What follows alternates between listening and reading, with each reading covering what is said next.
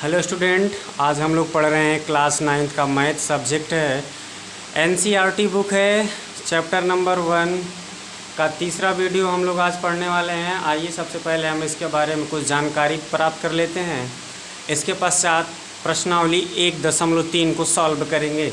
आइए सबसे पहले इस वीडियो में हम लोग पढ़ते हैं कि परिमेय तथा अपरिमेय संख्याओं का दशमलव निरूपण क्या होता है।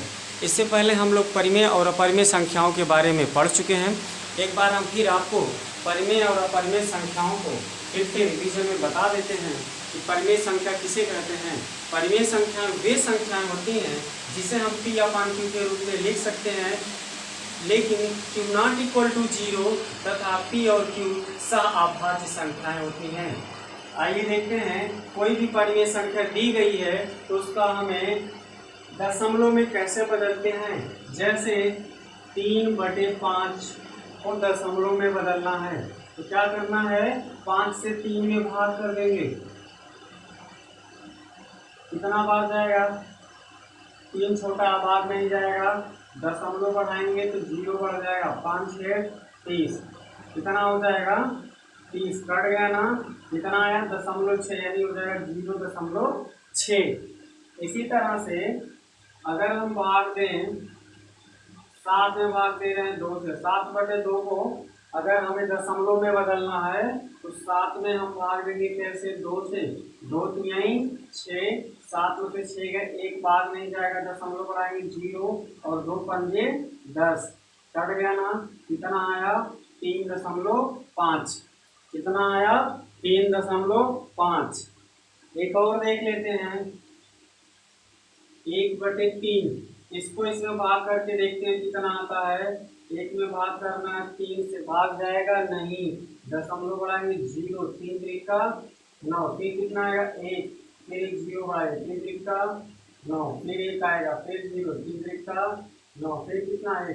इसी तरह से आप देखेंगे 1 1 आता है, 3 3 आता रहेगा, ये कटेगा नहीं, अर्थात इसका जो आंसर आता है 0.33 ऐसे कट जाएगा। समझ में आ रहा है। एक और देख लेते हैं। इसमें हम जैसे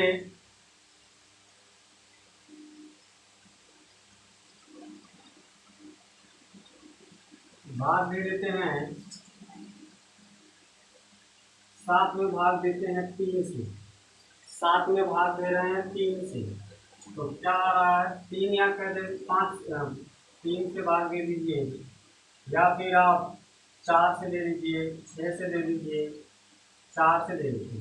तो 4 से 7 में भाग करेंगे, क्या बार जाएगा, 4 एकम 4, 3 7 0, दशमलव बढ़ गया 0, 4 सते 28, 4 सते 28, कितना आएगा 2 30 20, 4 पचे 20, तो इसका कितना आ जाता है 1.75।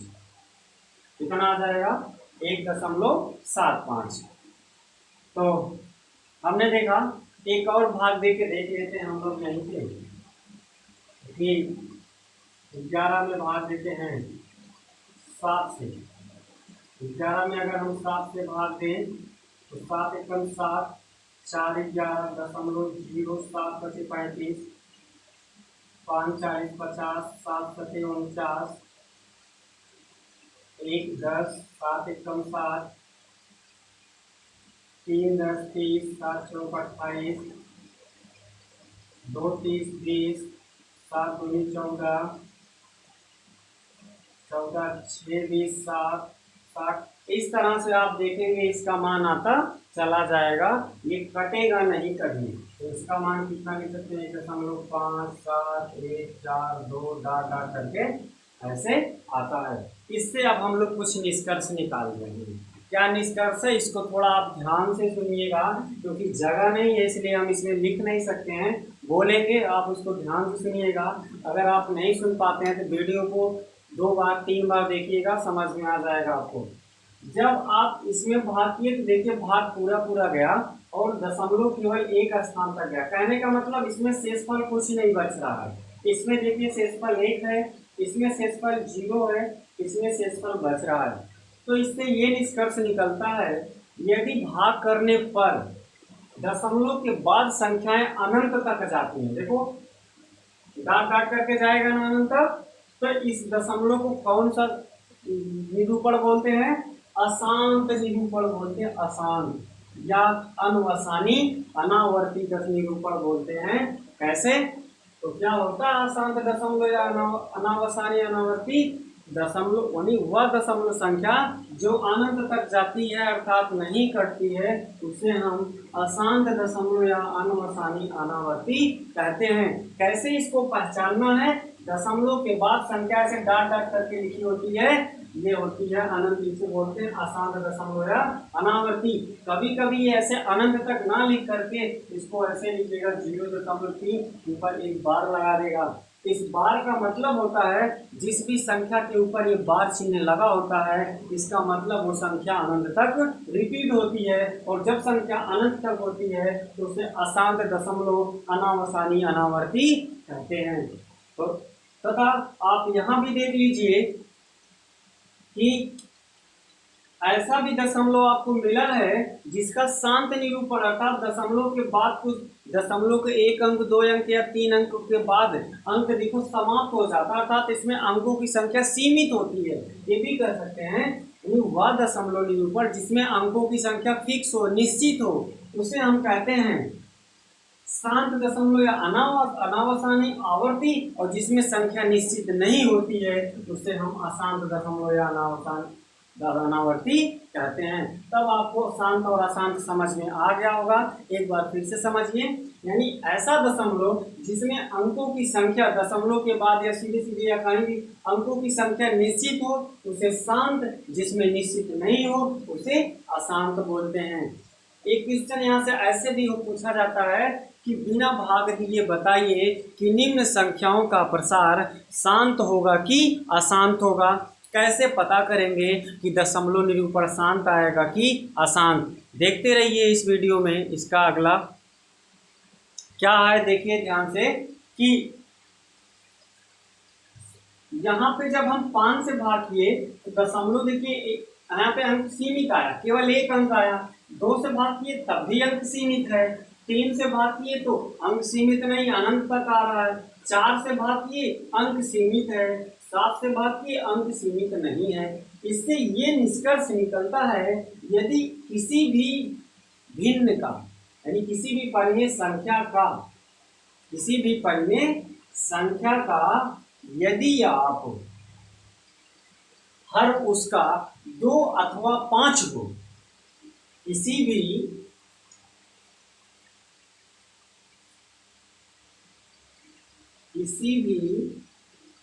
परिमेय संख्या, इससे यह निष्कर्ष निकलता है कि देखिए इससे यह निष्कर्ष निकलता है यदि किसी भी परिमेय संख्या का हर 5 हो, 2 हो या 5 अथवा 2 दोनों हो, 5 अथवा 2 दोनों हो, या 5 की घात n हो या 2 की घात n हो, तो उसका प्रसार क्या होगा? शांत दशमलव होगा। उसका प्रसार कैसा होगा? शांत होगा। कब? यदि उसके हर में 5 हो या 2 हो या 5 की घात n हो या 2 की घात n हो, जहाँ n हो कोई प्राकृतिक संख्या होती है, या दोनों होते हैं तो उसका प्रसार शांत होता है। यदि उसके हर में 2 या 5 के अलावा कोई और संख्या आती है तो उसका प्रसार शांत नहीं बल्कि अशांत आता है। आइए हम लोग देखते हैं। अब यहाँ पे हम लोग शांत अशांत पढ़ लिए, परिमेय संख्याओं का दशमलव निरूपण भी पढ़ लिए। 2 प्रकार का शांत और अशांत, जिसमें संख्याएं निश्चित होती हैं उसे शांत निरूपण, जिसमें निश्चित नहीं होती उसे अशांत निरूपण कहते हैं।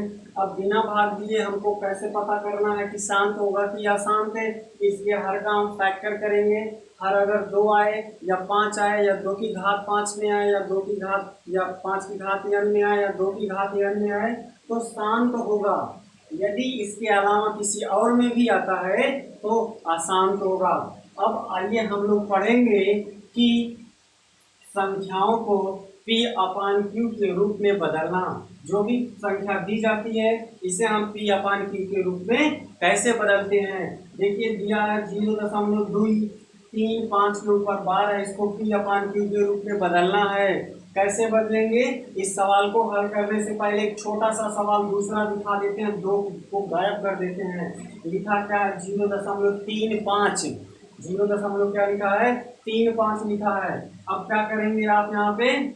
इसको P अपान Q के रूप में बदलना है, या आप इसे ऐसे भी लिख सकते हैं, या 0.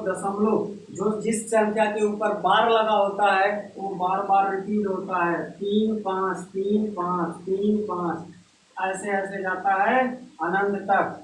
यहाँ होता माना 0.3535 बराबर कितना होता है? x। हमने कितना मान लिया? x मान लिया। इसे बोलते हैं समीकरण नंबर 1। अब क्या करना होता है? यहीं से इसमें 10 100 1000 ऐसी संख्या से गुणा करते हैं कि दशमलव के बाद जो संख्या आए वह समीकरण 1 से सेम होनी चाहिए।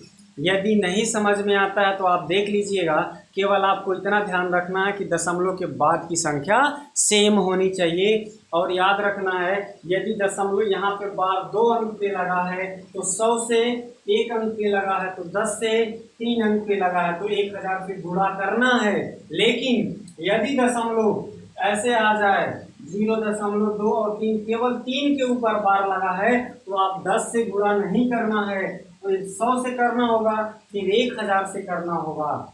आया समझ में? अगर यहाँ पे 3 लिखा हो, ऐसे 5 लिखा हो और ऐसे हो, तब हमको पहले 100 से करना होगा, फिर इसके बाद गुणा 1000 से करना होगा।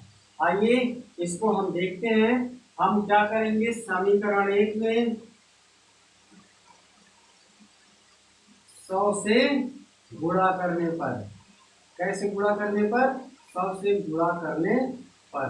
कैसे करेंगे 100 से गुणा? ताकि दशमलव के बाद की संख्या सेम आ जाए। यहाँ 100 से गुणा होगा, दशमलव 2 अंक पीछे चला जाएगा, क्या हो जाएगा? 35.35 बराबर डॉट डॉट हो जाएगा बराबर 35 है, या समीकरण नंबर 2।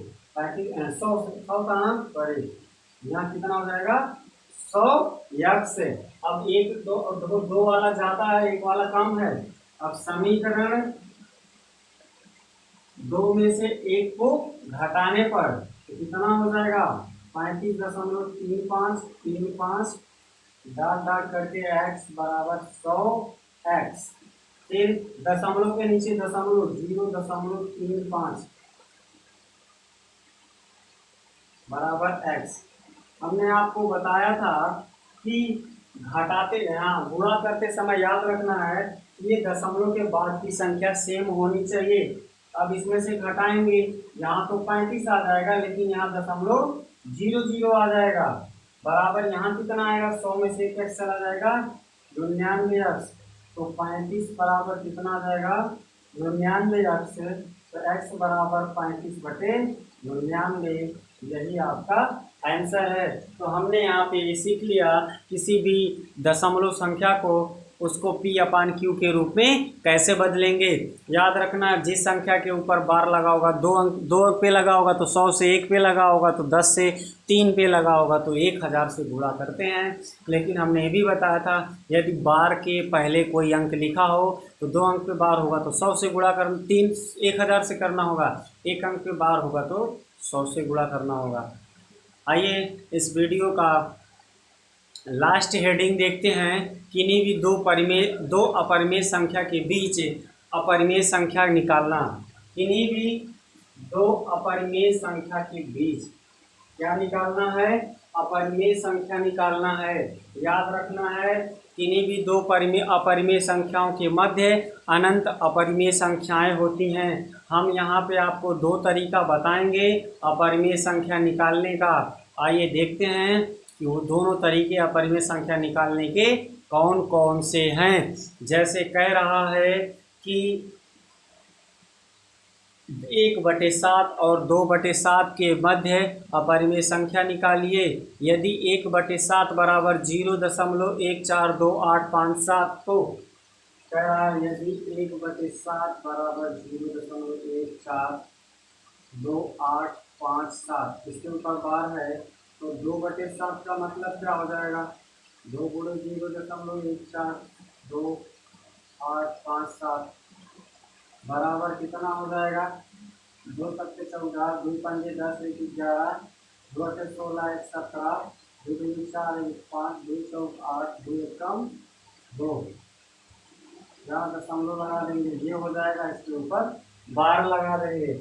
ऐसे हो गया। सबसे पहले हमको उसको दशमलव में बदल लेना होगा। जो भी अपरिमेय संख्या दिया जाता है, कैसे पता करना है कि अपरिमेय संख्या है, ध्यान रखना है उसके हर में अगर कोई अपरिमेय संख्या भिन्न में लिखी गई है तो याद रखना है उसके हर में जो संख्या आती है वो 2 और 5 को छोड़कर कोई भी हो सकती है। अब देखते हैं इनके बीच का, इनके बाद की संख्याओं को लिखते हैं हम। क्या करेंगे आप? सबसे पहले यहाँ पे इनके बाद की संख्या निकालने के लिए, इनके बीच का परिमेय संख्या निकालने के लिए, देखिए हम क्या कर सकते हैं। यहाँ 14 लिखा ना, तो आप 15 लिखिएगा। 15 1 0, फिर 15, फिर 2 0, फिर 15 3 0, फिर 15 4 0, यानी 0 बढ़ाते जाइए, 15 लगाते चले जाइए। एक अपरिमेय। दूसरा क्या हो जाएगा? 15 का नाम 16, 16 0 डबल 0, 16 ट्रिपल 0, 16 4 0, 16 ऐसे करें। अगला 17। इस तरह से आप 28 27 तक परिमेय संख्या, अपरिमेय संख्या निकाल सकते हैं। दूसरा तरीका है, कहे 7 और 11 के बीच अपरिमेय संख्या बताइए। तो हमने ये बताया था किन्हीं भी दो अपरिमेय संख्याओं के मध्य अनंत अपरिमेय संख्याएं होती हैं। किसके किसके बीच कह रहा अपरिमेय संख्या निकालने के लिए? 7 और 11 का ना। देखिए बहुत ही सिंपल तरीका है निकालने का। 7 को हम क्या लिख सकते हैं? कौड़ी 49। 7 को हम लिख सकते हैं कौड़ी 49। 11 को हम लिख सकते हैं कौड़ी 121। अब इनके मध्य अपरिमेय संख्या 49 के बाद 50, 51, 52 ऐसे लिखते आप चले जाइए इनके मध्य। देखिए, लेकिन ऐसी संख्या आपको नहीं लिखना है जिसका पूर्ण रूप से वर्गमूल निकलता है। तो उम्मीद करते हैं आपको कुछ थोड़ा बहुत समझ में आया होगा। मिलते हैं अगले वीडियो में इसका नेक्स्ट पार्ट लेके, और उसमें हम लोग सॉल्व करेंगे प्रश्नावली 1.3।